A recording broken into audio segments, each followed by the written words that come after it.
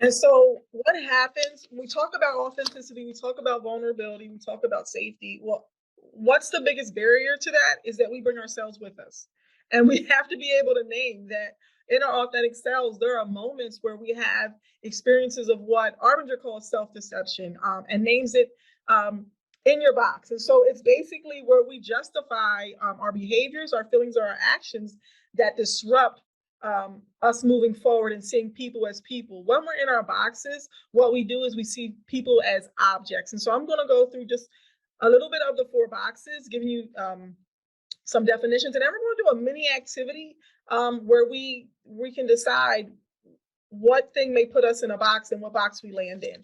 And so when we think that we're the top 2 boxes is kind of like when we see ourselves above others. The bottom 2 is when we see ourselves below others. When we think about the idea of better than is like when you feel like superior or important, and you feel impatient, you might feel indifferent or disdainful. The I deserve box is when you're feeling like you've been mistreated or unappreciated. You may feel entitled, deprived, and or resentful.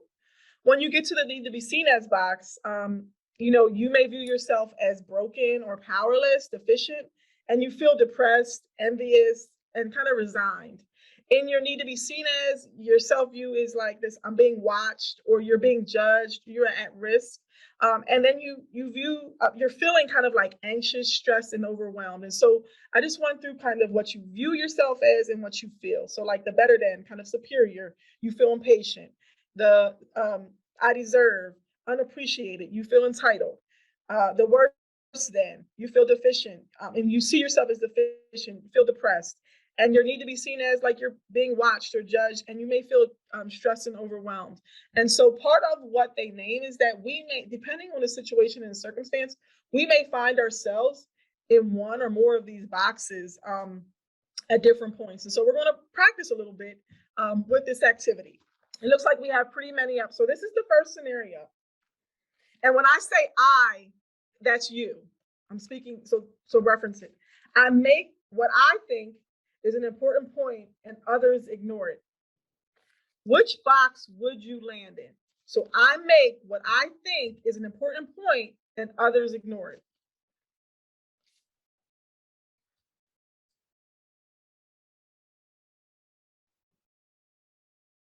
Mm-hmm.